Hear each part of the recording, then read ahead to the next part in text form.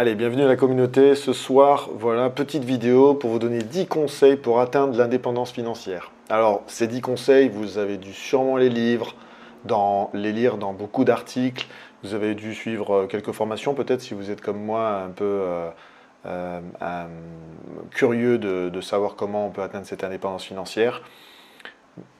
Mais malgré tout, j'ai voulu faire cette vidéo parce que ces conseils tout simplement qui sont d'une simplicité sans nom, beaucoup de gens les oublient, pris par, on va dire, le mouvement de la vie. On va commencer bien évidemment, je parle d'indépendance financière, on va commencer par la définition de l'indépendance financière. Alors l'indépendance financière, c'est, comme c'est marqué sur ce que vous voyez, c'est avoir une source de revenus passifs qui peut couvrir ses dépenses et ses obligations financières sans avoir à travailler ou à gagner un revenu actif. Revenu passif, c'est-à-dire un revenu qui ne vous prend pas beaucoup de temps ou qui ne demande pas, qui vous demande pas d'être actif. Par exemple, le travail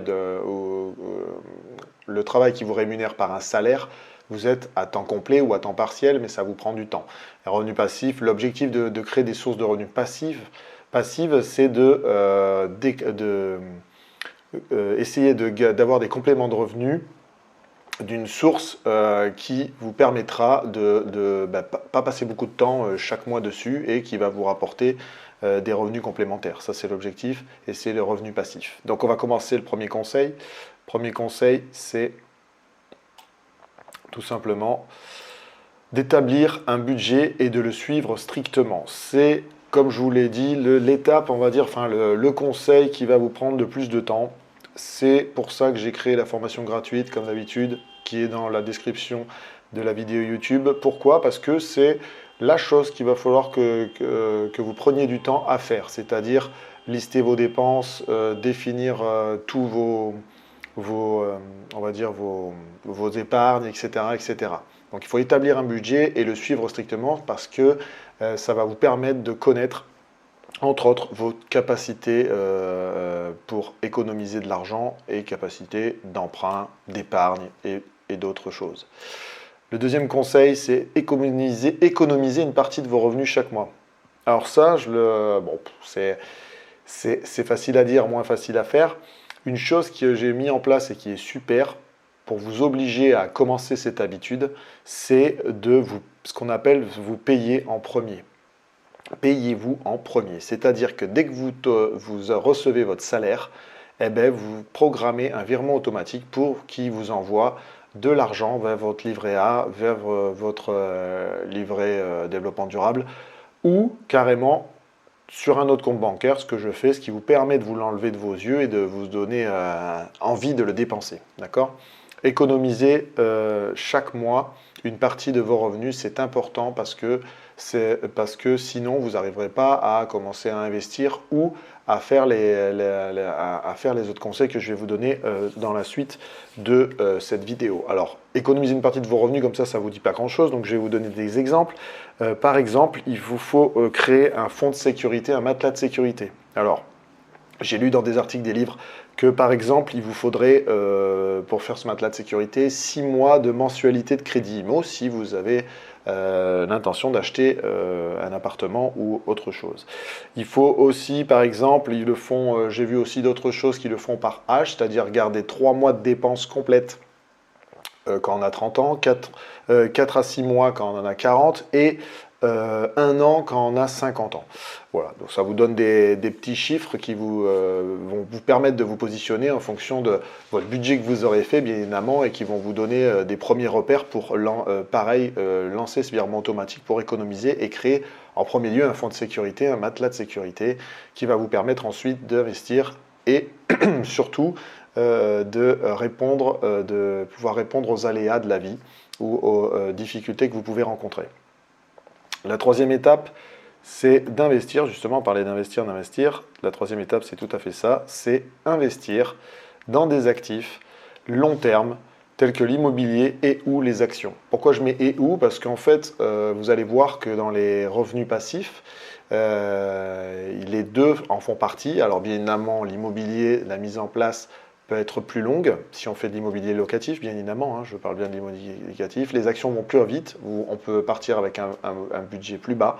Dans tous les cas, je mets et ou parce que l'objectif, comme je vous l'ai dit, c'est d'économiser, voire de créer des revenus complémentaires avec différentes sources pour ne pas dépendre que de votre salaire. Donc, souvent, les gens vous ferez les deux à un moment donné quand vous aurez lancé toutes ces habitudes et que vous commencerez à vous former et à prendre compétence là-dessus. Éviter les dettes à tout prix, bon ça c'est un conseil assez simple, hein, je sais pas moi, les prêts CTLM, Sofinco, enfin tous ces prêts là où ils ont des taux extraordinaires qui vous permettent d'avoir une manne d'argent tout de suite, souvent derrière vous le regrettez, ça vous enlève de la capacité d'emprunt, ça peut même en fonction d'eux, ça peut vous faire descendre dans votre scoring au niveau des banques. En gros, il faut éviter les dettes. Cependant, il y a dette et dette.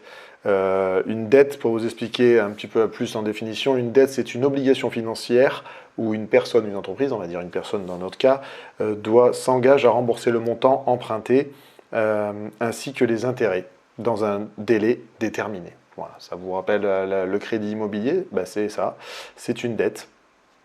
Cependant, les dettes, il y a les bonnes et les mauvaises, enfin ce qu'on appelle les bonnes et les mauvaises. Par exemple, le crédit immobilier pour acheter un appartement qui va vous permettre de créer un patrimoine et donc ce bien immobilier a une valeur et sachant que l'immobilier, dans tout ce qu'on peut lire, prend à peu près 3% par an, vous créez de la richesse. Donc en fait, ça, ce qu'on peut appeler une bonne dette, parce que on a la chance de pouvoir demander un crédit immobilier en investissant peu d'apport ou de l'apport ces temps-ci, en cette période un peu difficile au moment où je fais cette vidéo, mais ça vous permet de demander de l'argent pour vous acheter un bien immobilier qui va prendre de la valeur au fur et à mesure des années, car votre crédit va diminuer.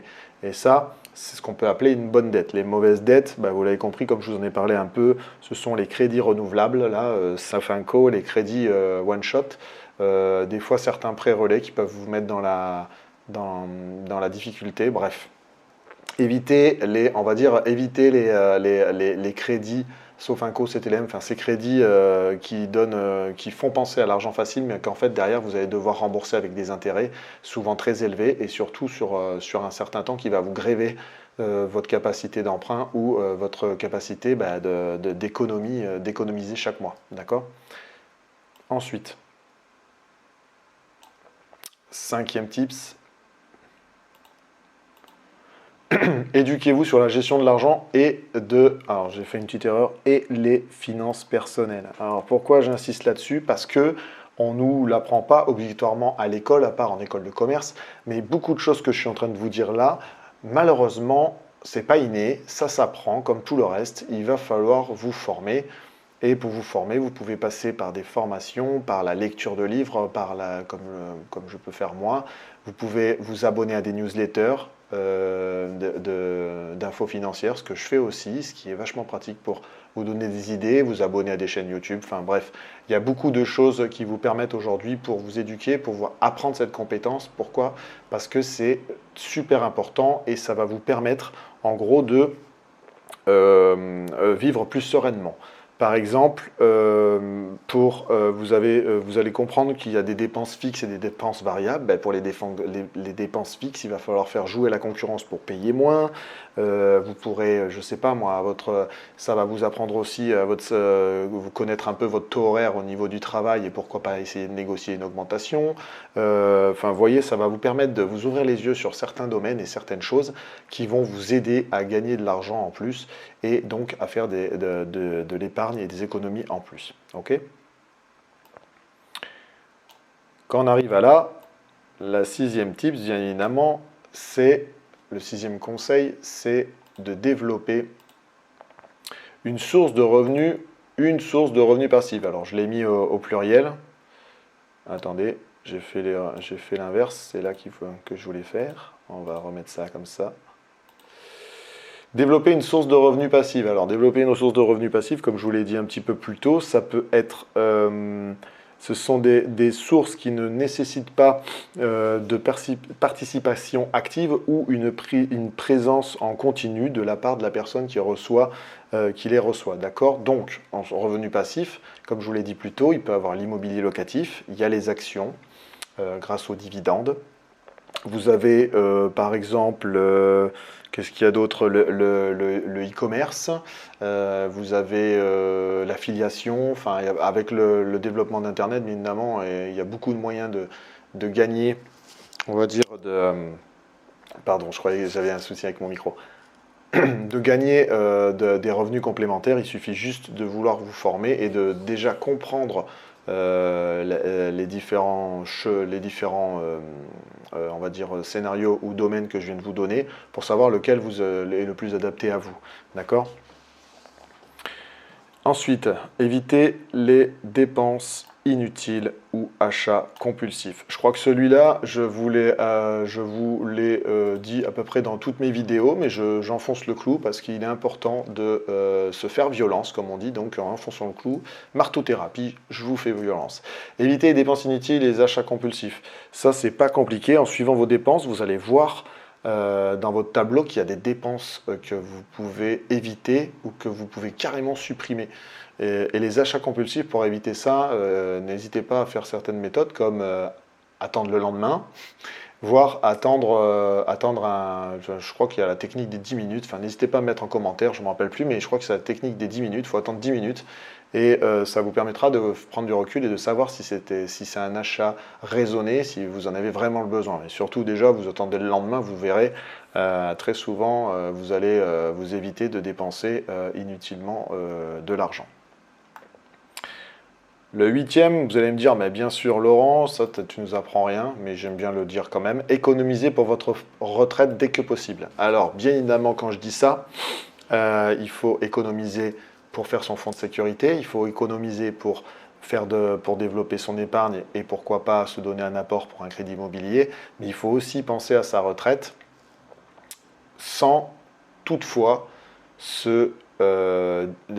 diminuer notre vie, hein, sans toutefois s'obliger à vivre moins bien parce qu'on fait des économies à notre retraite. D'accord? On a trop connu d'histoires, je pense, dans votre entourage, où le mec arrive à la retraite et malheureusement, il meurt ou il y a des problèmes de santé dès qu'il arrive à la retraite. Moi, je ne dis pas ça. Quand on parle d'économiser pour votre retraite, je veux dire qu'il faut y penser. En plus du fonds de sécurité et de l'épargne, il faut penser à mettre de l'argent pour votre retraite. Une assurance vie, par exemple, peut très bien le faire. Alors oui, les taux d'intérêt ne sont pas extraordinaires. Ils remontent un peu, mais ça peut être un bon moyen d'économiser pour votre retraite. En plus, c'est transparent, enfin, c'est-à-dire que c'est pas transparent, mais vous ne le voyez pas. Ça, par exemple, vous pouvez déclencher un virement automatique dessus et comme ça, vous êtes tranquille, vous n'avez pas à y penser, juste à aller checker de temps en temps, quand même. Ensuite, 9e tips, utilisez des technologies financières pour vous aider à économiser et à investir. Alors là, je suis content parce que quand j'ai lu ça dans plusieurs articles, c'était tout à fait en phase, bizarrement, à une des vidéos que je vous avais fait sur Finery et Banking, qui sont des technologies qui peuvent être considérées comme des technologies financières. Il en existe beaucoup d'autres. Là-dessus, je vous laisse vous abonner sur ma chaîne et vous en découvrirez plein parce que je suis assez curieux et je teste pas mal de choses pour vous en essayant de faire des vidéos explicatives et des fois des résultats avec les vidéos tendances. Donc, n'hésitez pas notamment, si vous voulez me donner des idées ou si vous connaissez des outils, à me les mettre en commentaire. Je regarderai ça et je me ferai un plaisir de faire une vidéo là-dessus après avec mon retour d'expérience. Donc, technologie financière, mais évidemment, ça va vous aider à aller plus vite dans le suivi de vos finances. Ça va vous aider à aller plus vite pour suivre vos finances, par exemple, toutes vos finances au même endroit pour Finery, par exemple. Ce qu'on appelle aussi des agrégateurs de comptes comme Banking qui va vous permettre d'avoir un visuel unique de tous vos dépenses et de tous vos comptes bancaires, etc. etc. Allez voir ma vidéo, je ne vais pas la refaire ici. Mais en tout cas, la technologie vous aide à suivre au jour le jour et surtout à suivre si vous commencez à développer beaucoup de sources ou beaucoup de comptes comme moi, ça vous permet de voir tout ça en un seul interface qui va vous présenter des graphiques et qui va vous donner un peu votre avancement sur le dernier conseil. qui est d'établir des objectifs financiers à court et à moyen et à long à court et à long terme. Je vais y arriver et travailler pour les atteindre. J'ai oublié le petit mot à la fin.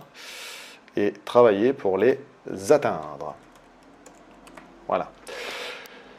Les objectifs financiers à court et à long terme, ça pareil, je l'ai parlé sur ma chaîne, il faut les faire avec par exemple la méthode SMART, hein. Il faut que ça soit mesurable, réalisable, temporel, il ne faut pas que ça soit très vague, il ne faut pas dire par exemple je veux gagner de l'argent, c'est trop vague, c'est pas temporel, c'est pas mesurable. Les objectifs financiers, il faut se les fixer à court, long et long terme. Il y a des gens qui font par exemple des objectifs à 1, 5 et 10 ans qui bougent au fur et à mesure puisque toute notre vie, on se forme et on a des priorités qui changent, donc des finances qui changent. Et il faut savoir pivoter dans certains cas. Je vous ferai une petite vidéo là-dessus, notamment la prochaine vidéo tendance sur mon pivot dans les Play to Earn. Mais bon, ça c'est une parenthèse. Donc établissez des objectifs financiers à court et à long terme pour travailler pour les atteindre. C'est-à-dire qu'en fait, c'est comme le budget.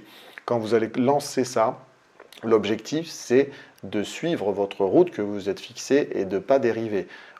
Et le plus dur aussi, et ça je suis entièrement d'accord avec vous, ça va être de maintenir la motivation tout le long de ce chemin pour atteindre vos objectifs financiers à court et à long terme. Alors bien évidemment, vous pouvez commencer par des objectifs financiers, on va dire,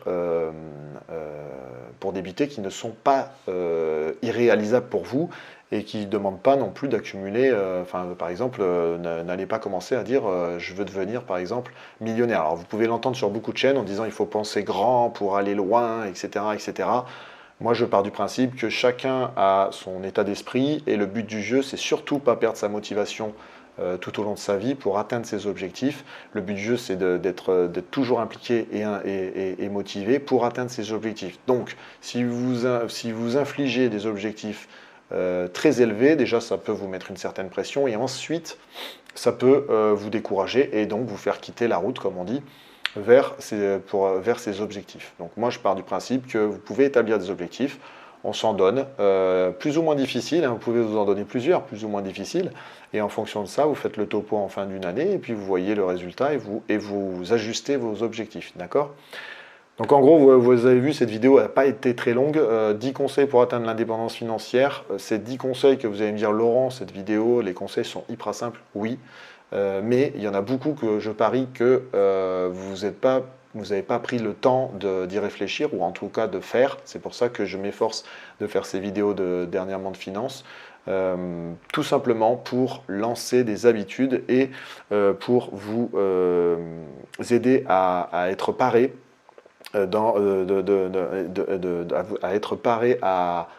à atteindre vos objectifs financiers, à vous sentir plus serein, à vous organiser, pourquoi pas, parce que ça va vous permettre de vous réorienter, de vous recadrer. Le fait, par exemple, d'établir un budget, ça va vous réorganiser dans le suivi de vos finances. Peut-être que vous faisiez ça d'une manière qui n'était pas la bonne et qui ne vous permettait pas d'avoir le visuel qu'il vous faut. Ben voilà, ça c'est des conseils qui vous aident à faire ça. Bien évidemment, tous les conseils que je vous donne, et Dieu sait qu'il va en avoir, il y en a certains qui ne vont pas être adaptés pour vous, il y en a d'autres qui vont être adaptés pour vous. C'est à vous de prendre les informations que je vous donne et d'adapter en fonction de vos valeurs, de votre mentalité, de votre âge, de votre situation professionnelle. Enfin, bien évidemment, vous l'adaptez en fonction de votre temps aussi, bien évidemment, parce que la difficulté la plus grande, c'est d'avoir le temps. Donc, il faut savoir s'organiser aussi. Et donc, il y a certaines méthodes peut-être que vous n'arriverez pas à mettre parce que à ce moment donné de votre vie, vous n'avez pas le temps pour vous libérer. Même si on a toujours moyen de s'organiser ou de réadapter, comme je vous dis, ça c'est le travail de toute notre vie. Voilà. Donc, ces 10 conseils vous permettent d'atteindre l'indépendance financière et dans les prochaines vidéos, je vais vous donner d'autres informations pour pourquoi pas atteindre la liberté financière parce qu'il peut y avoir un amalgame entre les deux, mais ça sera la surprise pour les prochaines vidéos. Je vous ferai le distinguo entre les deux, pourquoi on peut des fois pas confondre parce qu'ils sont très similaires l'un à l'autre, mais ils ne travaillent pas sur la même grandeur. Donc je vous dirais bon courage, mettez ces conseils dès à présent, dès que vous voyez cette vidéo, mettez ces conseils en application car ils vont vous aider à vous sentir plus serein et surtout vont vous cadrer pour vous emmener vers vos objectifs qui sont par exemple économiser pour acheter un bien immobilier ou une voiture ou améliorer votre vie de tous les jours en famille ou avec vos amis. Je vous remercie de me suivre. N'hésitez pas à mettre des commentaires, à aller voir les petits liens que je vous laisse dans la description parce que justement, ce sont des technologies financières. Parmi celles-là, il y a des technologies financières qui vont vous aider, j'en suis sûr. Ça vous fera plaisir, ça me fera plaisir et tout le monde sera content et vivra vivra une vie heureuse. Je vous remercie de me suivre, toujours plus nombreux et je vous dis à une prochaine. Ciao, ciao.